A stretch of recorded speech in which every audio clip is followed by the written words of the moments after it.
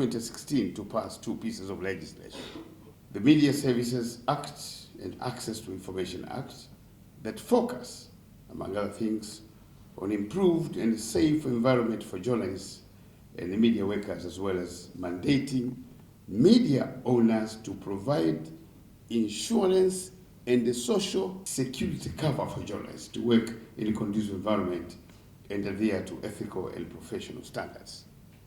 Journalists, including you, women journalists, never allowed the government to implement the same and experience a new working environment because you took us to court, citing a number of provisions inhibiting your freedom as journalists. Kwa hiyo hatukuweza kutekeleza hii sheria, ipata upinzani mkubwa, lakini wengi waliokuwa napinga walikuwa hata hawajaisoma hiyo sheria, wanaitikia wimbo wa wamiliki. Wamiliki wanataka business as usual. Tumefika mahali leo hii hali sio nzuri hata kidogo kuhusu maslahi ya mwanahabari. Uwe na degree hata usiwe na degree, wewe ni kibarua. Kibarua mpaka lini? How can you have serious journalism na mishahara isiyo na uhakika? Tunaandika intro huku huna uhakika mtoto wako aliyekuwa umemwacha asubuhi na homa atapata wapi kidonge, maana huna uhakika wa mshahara. Hiyo intro utakaa upande, hata kama unataka kuchonga vizuri maneno matatu yatatoka, utamtukana bure Mwakyembe, kumbe unataka kusema kitu. Uandishi wa habari ni kitu so serious. Tumeiacha as government, na nyewe wenyewe baada ya kwenda mahakamani tumeshinda, tumeanza kuja polepole, lakini nadhani tutarudi kwa nguvu tena. Tukae pamoja, hebu tujaribu. Tuna uhakika tutaleta mabadiliko makubwa katika tasnia yetu ya habari. Ni kweli swala uhuru ni swala kubwa sana, lakini tusichukulie uhuru kiharaka haraka sana. Ndugu zangu, katiba yetu sisi kisoma ni ibara ya 18 imeiga kabisa kila kitu. I think we've copied word to word the provisions of the International Covenant on Civil and Political Rights. Tumeiga yote, we've copied it to the letter. Inatoa uhuru wa habari, lakini inaweka masharti, hiyo covenant, na tumeiga yale masharti. Sisi kuiga masharti tuna makosa. Nchi zote duniani zimeweka masharti hayo, ila sisi tusiweke masharti.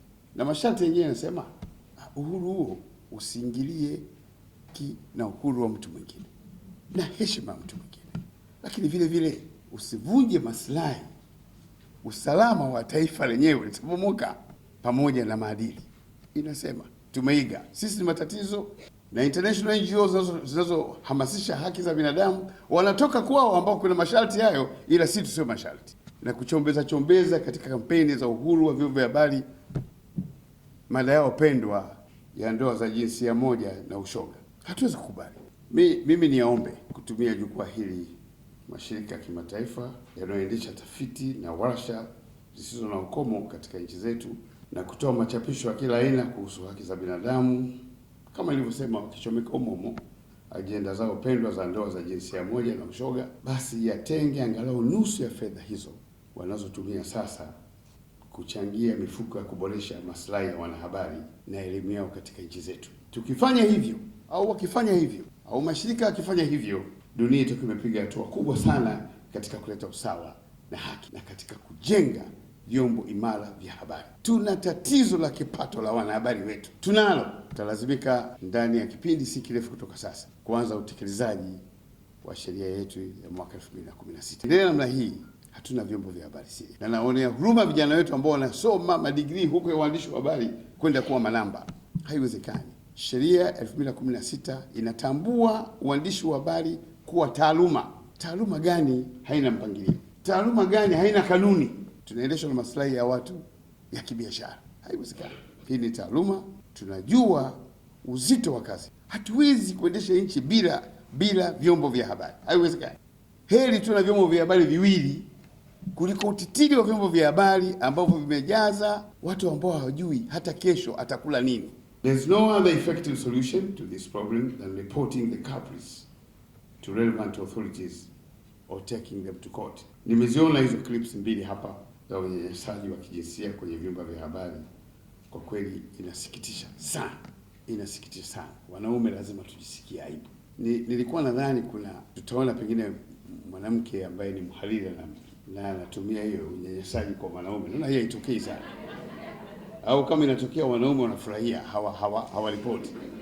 Maana nilikuwa lakini haipo, inaonekana ni sisi. Aibu kubwa kwa wanaume, tena viongozi. Wakati mimi naomba niwakumbushe Watanzania, kule Tanzania, hebu tubadilike. Hatuna ujasiri wa kuweka hadharani ya watu, kuwa expose. Tunaungwana wa kupitiliza. Akina mama wa Tanzania wanaungwana wa kupitiliza. Nimetoa simu 2 za kupiga mtu akipata mtihani huo. Nimefurahi sana. Napongeza sana juhudi hizo. Hizo simu 2 ni muhimu sana. Lakini mimi naomba nifungue dirisha la 3, ambao vile vile kama simu ya 3, na dirisha la waziri. Kuanzia leo litakuwa liko wazi. Naagiza wizara yangu sasa hivi ihangaikie kupata namba maalum, isajiliwe na kutangazwa kupokea malalamiko ya aina hiyo. Mimi nawaahidi nikipokea nitatangaza, na hatutachukua zaidi ya wiki moja kutafuta usuluhisho, kwa sababu hili tatizo sasa linaanza kuwa ni aibu, linaanza kuwa kansa katika jamii yetu. Lakini huu ni mfumo wa mpito tu, wakati tunatengeneza mfumo mzuri zaidi wa kudumu. Maana anaweza kuja waziri mwingine ambaye hana akili timamu akawa yeye mwenyewe ndio gwiji la unyanyasaji. Tutalifanyia kazi, hatuwezi kuachia hivi. Sasa hivi hasa hizi za mtandao ndio kabisa, wala tumesahau kabisa. Tunafikiria kwamba pengine kusoma ni kwa wale ambao wanafanya kwenye magazeti, tuna vyombo vikubwa. Hii mitandao, jamaa anamchukua mtoto wake wa kazi pale, wewe anza kapige picha pale, tangaza leo kwamba. Hatuwezi kwenda namna hiyo, hatuwezi kwenda namna hiyo. Hii ni profession na tutasimamia kuilinda.